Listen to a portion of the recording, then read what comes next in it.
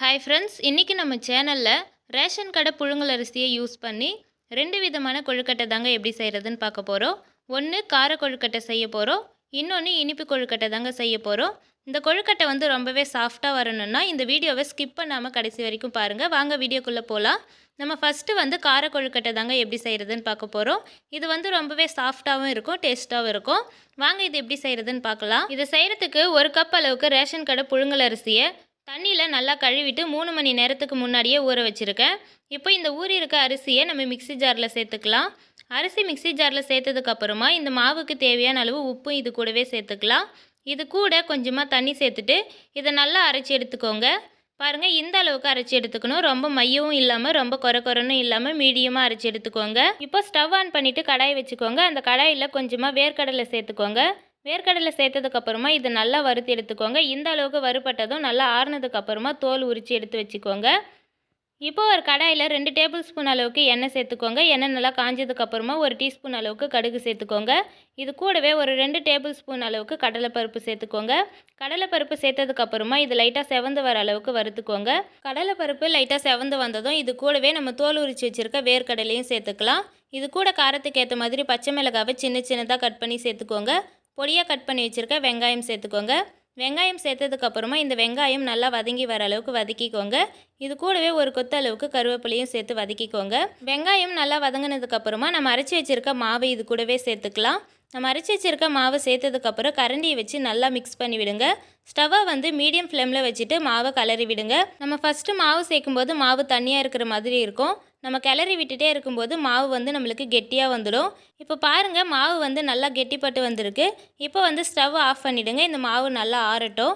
இப்போ பாருங்கள், மாவு நல்லா ஆறி இருக்குது. இப்போ நம்ம எந்த சைஸில் வேணுமோ அந்த சைஸில் உருட்டி எடுத்துக்கலாம். நீங்கள் பிடி கொழுக்கட்டை மாதிரி கூட செஞ்சுக்கலாம். நான் இன்றைக்கி ரவுண்ட் ஷேப்பில் தான் செய்ய போகிறேன். இந்த மாதிரி உருட்டினதுக்கப்புறமா நம்ம இட்லி குண்டானில் வேக வைக்கணும். இருக்கிற மாவு எல்லாத்தையும் இதே மாதிரி உருட்டி எடுத்து வச்சுக்கோங்க. இப்போ இட்லி பாத்திரத்தில் தண்ணி சேர்த்துட்டு தண்ணி நல்லா காஞ்சதுக்கப்புறமா இட்லி பிளேட் வச்சுக்கோங்க. அதுக்கு மேலே நம்ம உருட்டி வச்சுருக்க மாவு எல்லாத்தையும் சேர்த்துக்கலாம். சேர்த்ததுக்கப்புறமா இட்லி பாத்திரத்தை மூடிட்டு ஒரு 15 நிமிஷம் வேக வச்சு எடுத்துக்கலாம். 15 நிமிஷம் வேக வச்சோம்னா நம்மளுக்கு கொழுக்கட்டை நல்லா வெந்து வந்துடும். இப்போ 15 நிமிஷம் கழித்து நம்ம ஓப்பன் பண்ணி பார்க்கலாம். பாருங்கள், நம்ம கொழுக்கட்டை நல்லா சுட சூப்பராக ரெடி ஆகிடுச்சு. இந்த கொழுக்கட்டை சாப்பிட்றதுக்கு ரொம்பவே சாஃப்டாகவும் ரொம்பவே டேஸ்ட்டாகவும் இருக்கும். கண்டிப்பாக இந்த ரெசிபியை ட்ரை பண்ணி பாருங்கள். எவ்வளோ நேரம் ஆனாலும் அதே சாஃப்ட்னஸோடு இருக்கும். சின்ன குழந்தைங்கள்லேருந்து பெரியவங்க வரைக்கும் எல்லாருமே இந்த கொழுக்கட்டையை விரும்பி சாப்பிடுவாங்க. கண்டிப்பாக ட்ரை பண்ணி பாருங்கள். அடுத்ததான் நம்ம இனிப்பு கொழுக்கட்டை தாங்க எப்படி செய்கிறதுன்னு பார்க்க போகிறோம். இந்த கொழுக்கட்டை ரொம்பவே டேஸ்ட்டாக இருக்கும், சாஃப்டாகவும் இருக்கும். கண்டிப்பாக இதையும் நீங்கள் உங்கள் வீட்டில் ட்ரை பண்ணி பாருங்கள். இந்த இனிப்பு கொழுக்கட்டையை எப்படி செய்கிறதுன்னு வீடியோக்குள்ளே போயிட்டு பார்க்கலாம் வாங்க. இந்த ரெசிபி செய்கிறதுக்கு ஃபஸ்ட்டு மிக்ஸி ஜாரில் 1 கப் அளவுக்கு தேங்காவை சேர்த்துக்கோங்க. தேங்காய் சேர்த்ததுக்கப்புறமா மிக்ஸி ஜாரை க்ளோஸ் பண்ணிவிட்டு நல்லா அரைச்சி எடுத்துக்கோங்க. பாருங்கள், இந்த அளவுக்கு அரைச்சி எடுக்கணும். இப்போ அரைச்சிருக்கிற தேங்காவை நம்ம ஒரு பவுலில் சேர்த்துக்கலாம். இப்போ 1 கப் அளவுக்கு ரேஷன் கடை புழுங்கல் அரிசியை 3 மணி நேரத்துக்கு முன்னாடி நல்லா கழுவிட்டு தண்ணியில் ஊற வச்சுருக்கேன். இந்த அரிசியை மிக்ஸி ஜாரில் சேர்த்துட்டு நம்ம அரைக்கணும். நம்ம தேங்காய் அரைச்சி அதே மிக்ஸி ஜாரில் நம்ம கழுவி வச்சுருக்க அரிசியும் சேர்த்துக்கலாம். தண்ணி இல்லாமல் அரிசியை மட்டும் சேர்த்துக்கோங்க. சேர்த்ததுக்கப்புறமா இது கூட கொஞ்சமாக உப்பு சேர்த்துக்கோங்க. உப்பு அதிகமாக சேர்க்கக்கூடாது. இது கூடவே வாசனைக்காக 2 ஏலக்காய் சேர்த்துக்கோங்க. நம்ம ஏலக்காய் சேர்க்கறதுனால நம்மளுக்கு கொழுக்கட்டை ரொம்பவே வாசனையாக இருக்கும். இப்போ இது கூட கொஞ்சமாக தண்ணி சேர்த்துட்டு மிக்ஸி ஜாரை க்ளோஸ் பண்ணி நல்லா அரைச்சி எடுத்துக்கோங்க. இந்த கொழுக்கட்டைக்கும் மாவு ரொம்ப நைஸாகவும் இல்லாமல் ரொம்ப கொரன்னு இல்லாமல் மீடியமாக அரைச்சி எடுத்துக்கணும். பாருங்கள், இந்த மாதிரி அரைச்சி எடுத்துக்கோங்க. இப்போ அரைச்சிருக்கிற மாவை நம்ம அரைச்சி வச்சுருக்க தேங்காய் கூடவே சேர்த்துக்கலாம். சேர்த்ததுக்கப்புறமா இந்த தேங்காய் மாவு எல்லாமே நல்லா மிக்ஸ் ஆகி வர அளவுக்கு கையை வச்சு நல்லா மிக்ஸ் பண்ணிக்கோங்க. மாவு நல்லா மிக்ஸ் பண்ணதுக்கப்புறமா ஸ்டவ் ஆன் பண்ணிவிட்டு ஒரு கடாய் வச்சுக்கோங்க.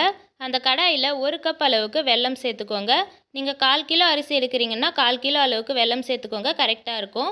இப்போ இதில் ஒரு 1/2 கப் அளவுக்கு தண்ணி சேர்த்துக்கோங்க. தண்ணி சேர்த்ததுக்கப்புறமா நம்ம சேர்த்துருக்கிற வெல்லத்தை நல்லா கரைச்சிக்கோங்க.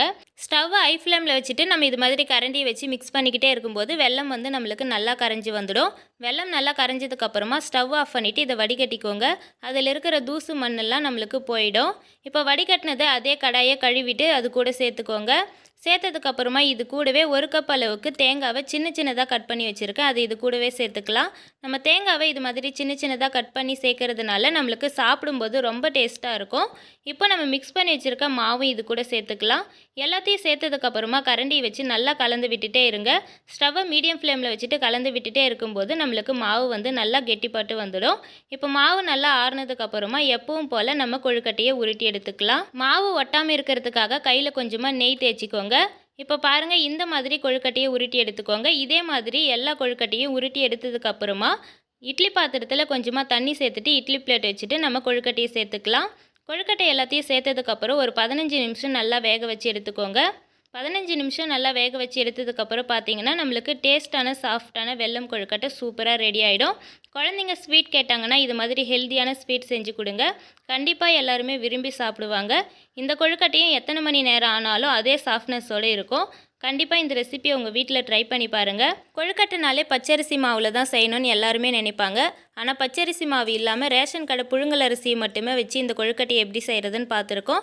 கண்டிப்பாக நீங்கள் உங்கள் வீட்டில் ட்ரை பண்ணி பார்த்துட்டு உங்கள் ஃபீட்பேக்கை கமெண்ட் பாக்ஸில் கமெண்ட் பண்ணுங்கள். இந்த வீடியோ பிடிச்சிருந்தால் நம்ம சேனலை சப்ஸ்கிரைப் பண்ணிக்கோங்க. இதே மாதிரி நிறைய யூஸ்ஃபுல்லான வீடியோஸ்லாம் நம்ம சேனலில் அப்லோட் பண்ணியிருக்கோம். பார்க்காதவங்க போயிட்டு செக் பண்ணி பாருங்கள். தேங்க்யூ.